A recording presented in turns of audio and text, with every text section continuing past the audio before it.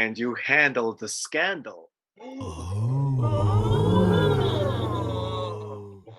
Wow, you can see right now we have our new guest with us.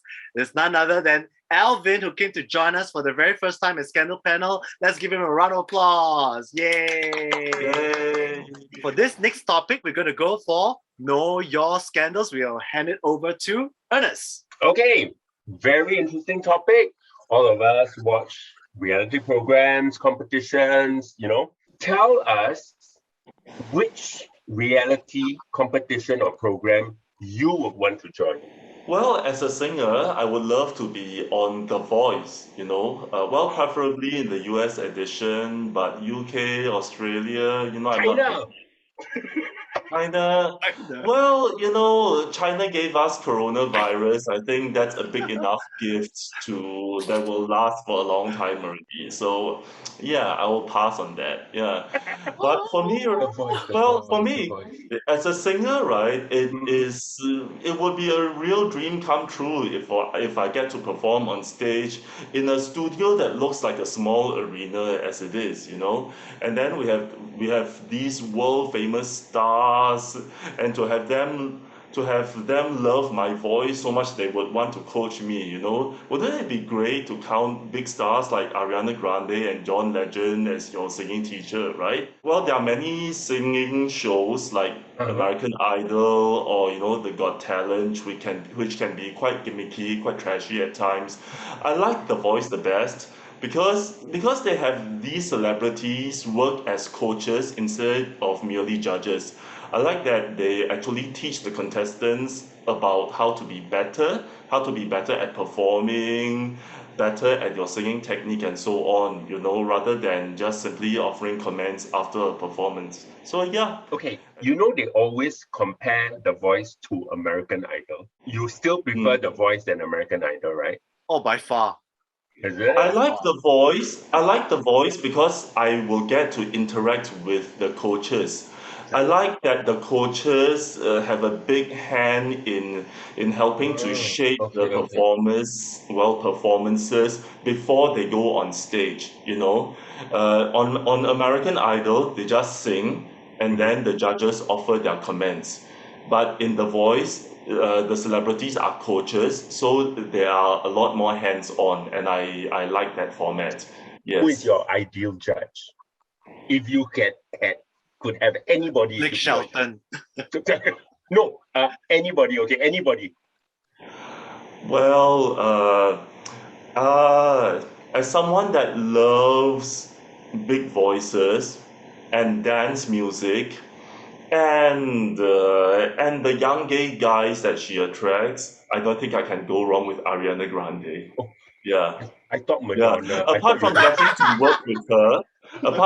to work with her, I can impress any 20-year-old by just recounting stories with Ariana Grande. With Grande, right? That's a very good one. I do feel you, Stephen, because based on what you said, right, I have actually been on a reality show many years ago, and that was Singapore Idol. So I was top 16 finalists, and I also went to the wildcard round, and I get to see the behind the scenes of the harsh reality of what's like of the judging, and trust me, I do not like it one bit. It was rigorous to the point, and even my parents also cursed and swear and said that, I don't like this particular judge because he says the only one who says harsh words about you. The rest are okay. Because of that, it actually rigged the whole voting system to go not in your favor. So I'm like, you know what? It is what it is. So I moved on from there. But I must admit that the whole reality aftermath left quite a lot of us scarring for those of us who did not go into the finals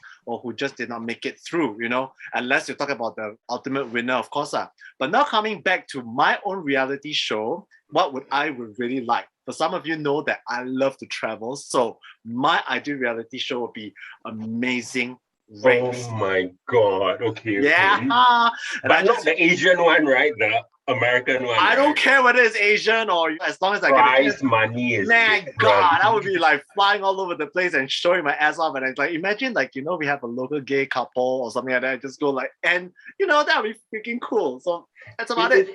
It's so nice that the Singapore couple won, right? The Asian. Exactly. Yes, I'm very happy for that. Very happy. The Asian one, you get to meet Alan Wu, which some people really adore and love. Oh, please tell your story of your opinion of Alan Wu. Okay, never mind. That's another thing. Okay, Alvin, how about you? Okay, but then AJ just took away the reality show that I really wanted to join. Oh, it's okay. You two can be partners. Yeah, can be. Alvin, when you recover, you and I will go on the trip together. Yes. Okay. How good are you? What is your strength? Are you good in reading maps? Are you good in like finding clues? Yes, that's the thing. Okay, we'll ask both of you, right? Okay. So I also love Amazing Race. Which is your most favorite competition, and which is your most hated competition? Okay, I will go first. I can eat anything. So I love it when the Caucasians get weird when they are given all the weird inside animal stuff to eat, because I love it so much. So, those are the competitions which I love to, like eat bugs and find something in a pie. My goodness, I'll be eating everything. The worst competition are those with heights. I'm sorry. Time's out. Okay. I'm the type that really like physical challenges. So I might not be really able to do it very well, but it's something that really pushes my limits. I think that's something that I really enjoy trying out and seeing how it actually works for me. Physical. Which is your most hated competitions? Like which one? Reading maps or? Reading maps is physical challenges as well as intellectual challenges are fine with me. Okay. Yeah. How about those memory work ones? That you can't rely on me. That one you can rely on me. I'm very good at memories. So AJ, I'm very good at booking flight tickets. I can find the flight tickets all the way to Timbuktu. Trust me. Leave it to me to do the booking of flights. So I guess AJ, Alvin, which one drives? I drive. I don't. Okay. Oh, okay. So you're the backseat driver, the map reader, right? Map reading is okay for me most of the time. Yeah. Okay. I remember when they came to Singapore, they had to find Phua Chu Kang, if I'm not mistaken, in our HDB flats. No, that was. Why is Stephen giving the look? No, but just to show you, our HDB flats is actually quite confusing, because it's not accessible everywhere. I was actually quite mad of that Amazing Race because you know why? They mispronounced Changi Airport as Changai Airport. Oh, really? I was like, how dare you on an international reality show, you name our airport as Changai? How dare you? Airport. I still have it ingrained in my mind. I'm so pissed off with Amazing Race for that. Okay, so for Alvin and AJ, if you join the Amazing Race, would you want to come and race back in Singapore? No. Why? Why would I do that? I know every bit about Singapore. It's so small. Well, it depends on what sort of it depends on what is the thing that's running through my head. If you are actually like the last leg and we want to win it, then of course if you do it in Singapore, we're going to have an advantage. But if you're actually talking about like trying to go travel, trying to go see different things. Of course, you're interested somewhere that you've never been to. Yeah, and something which is really interesting, has an interesting culture, something which is different, something you can immerse yourself in, rather than something which is already very familiar with you. And one thing I have always realized is many, many times a team would lose because of a taxi driver. Because he doesn't know where he's going. Even though he said, I know, go where. Then after 3 hours later, right? I don't know. Taxi, tuk, tuk, always. So many people lose because of never trust a taxi driver in India. Yeah, but I must say that I've actually tried to navigate myself in Nepal before. It's a disaster to do that using Google Maps because actually you find that the maps actually don't work there. Yeah. So it's a different thing altogether. But for Amazing Race, you can't have a handphone, right? It can? Wait. No. Can you have a handphone? No, you can't use all these, right? Google stuff. if No, I'm you not can't. mistaken. You have to book the tickets, go directly to the airport and check out for ticket. And even Yeah. if it results you to wait overnight, right? You have to wait. Oh God, okay. No choice. I Yeah. guess this will be on hold for a while with what's happening in the world, right? Exactly. Yeah. Actually, I don't know whether they're going to continue again because, where can they go to? And So what about you, Ernest? Oh, okay. For me, okay, the whole wide world knows the two things I love is movies and food. So everyone who knows me also knows I can cook. So there is this competition called America's Worst Cooks. If there was a Singapore Worst Cooks, I would join. Seriously. Because there's an American Worst Cooks. Seriously. Or I would join Nailed It. Have you all seen Nailed It? Because I love it. Yeah. I love it because for people who can't bake. And I would join that, seriously. And we get to eat what I make and make mistakes with it. And I love the host. She's so cool. Right. So Nailed It is on Netflix and it's really wonderful. So yes, that is what I want to do. Yeah.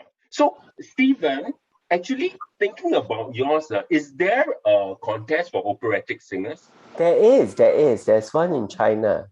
Oh, okay. Besides China? If you have a gimmick, you can go on one of the Got Talent shows. Oh yeah, the Got Talent shows.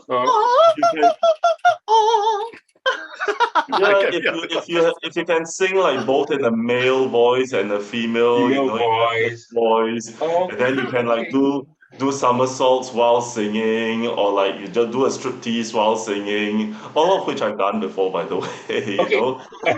There was one reality program called The Swan.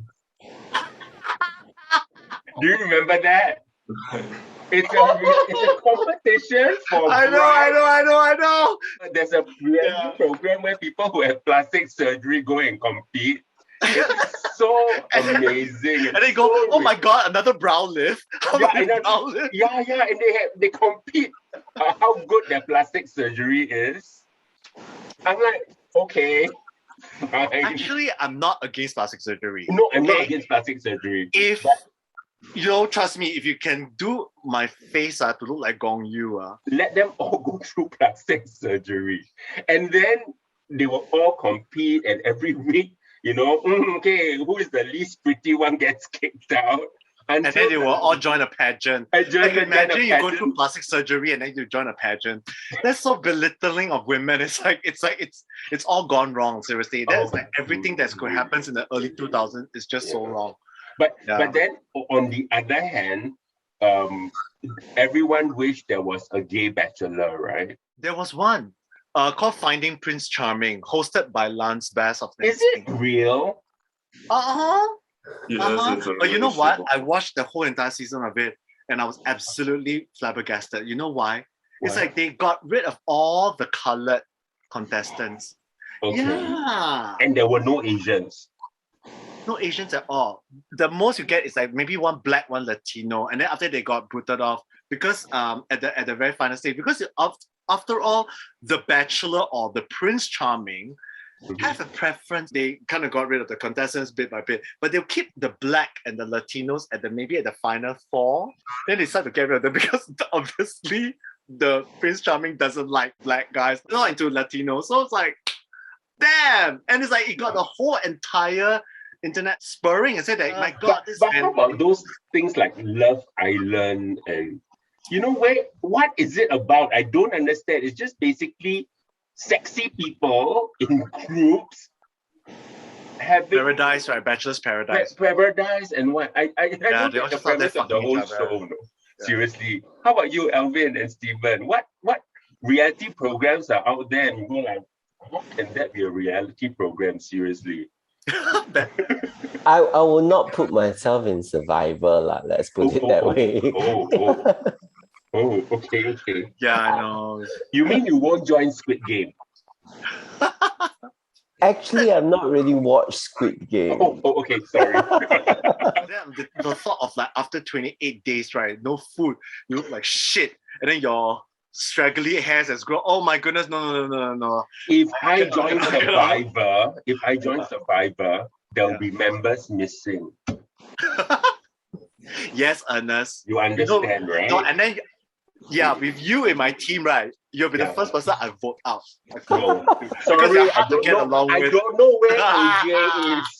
It's okay. I love you, Ernest. But I'm gonna vote you out the first because you'll be so unbearable. I cannot sleep. My back is so pain.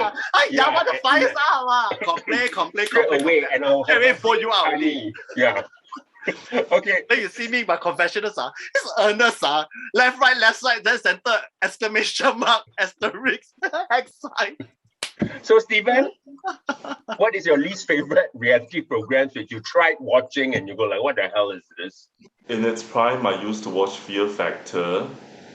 And you know there are these challenges where they get contestants to eat weird things like worms and bugs and stuff.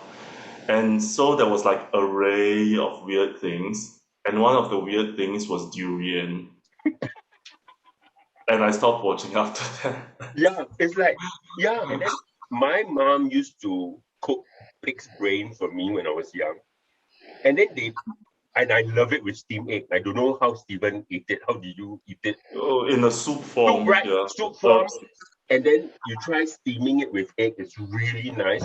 And then when they had these contests where the Caucasians go, it's pig's brain. I'm like, give me. I miss it so much, you know what I mean?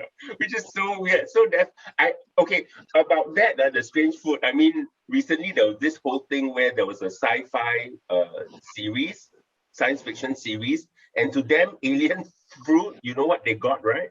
Rambutans. Oh, we're giving you alien food. Then suddenly it was a whole bowl of rambutans. It was like, boy. What the hell, right?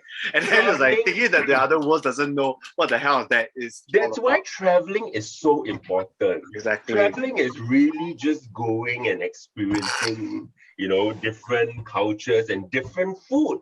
I always want to travel with people who wants to try different food because I have been overseas with people in Europe and all they want is fast food or Chinese food. And it's like, seriously. So I don't know. All right? Yeah. I hate going on these like group tours to, let's say, Australia or some European country, and every meal stop is at a Chinese restaurant. And on top of that, there are always the same dishes. You go figure. Dishes. So, that's why people love, Amazing Race, where they go different countries and try all the different foods, right? And that's why Amazing Race won Best Reality Show Emmy Awards every year until it was taken off air because of COVID. And that's where RuPaul becomes the best reality show. I was half expecting Ernest to ask if there was a RuPaul Singapore in... Would you actually We have been talking about this. Like, we were talking about this all the time. We are always constantly talking about it. So, Alvin, if you can help us to find a license with MediaCorp, which we would definitely not rely on, you're able to give the green light. Yeah, we are all for it. I'll be happy to be a producer. Yeah. And Alvin, do you watch RuPaul's Drag Race? No, I don't. Okay, this meeting is over. because there's a section where we always talk about RuPaul Drag Race. Right. For my hated reality TV show, I think it's got to be Big Brother. Why is it so? Even though it's so popular in so many countries, right? My goodness, would you actually stand to be in a group of people that you do not know with big personalities, stuck with the house like 45 days, then trying to vote them out? And you have literally cameras zooming in at every single move. No can do. No way, honey. You can pay me $1 million. I ain't signed up for this because even the toilets, right? Even the toilets so people can even spy on you, and it's up to the discretion of the producers and the editors to blur your bits part out. And would you feel comfortable? I mean, come on. Unless you're very sexually confident and you have like you're an exhibitionist. All right, make sure you better trim your down there part. Yeah, I mean, some people love it. So, but not me for sure. Okay. Or the hanky-panky part, no, like contestants get on with each other. There's like straight ones, there are gay ones or so. Wow, romping here, captured on the night camera. Okay. How would you stand that? One very good question. How, these like Big Brothers and all that now, how much of it do you think is planned? I mean, we talk about all the RuPaul, Every reality show is planned. It's all like about you even think Amazing Race? No.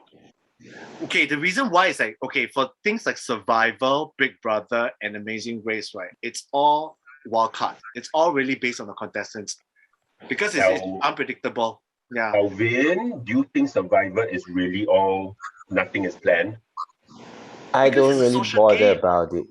It's a social game because it's really a matter of how each individual plays the game. The game was not just only surviving the elements, but also survival, the psychological and the mental aspect of it. It really depends on you. If you don't play a social game, if you don't know how to learn how to be strategic and learn how to build alliances, right? You're off the game, even no matter how strong you are. And especially if you are the fittest. Yeah, you may be good for the group challenges, but trust me, once you get to the tribe merger, you're the first person they're going to vote out. So you got to watch your own toes. But remember, there was this totally hot Asian guy who won. What's his name? Korean. I don't know. He was so fit. I just drew until I forget his name. Like I forgot. Do you remember that one? It was quite early in the season, right? That was like the Survivor. Alvin, do you remember? Yeah. I don't really watch Survivor. Oh, okay. What reality shows do you watch, Alvin? Yeah. Actually, I hardly watch a lot of shows because at home I don't have a TV. Oh. So I actually watch everything through YouTube, and most of the time I choose the type of shows that I'm watching.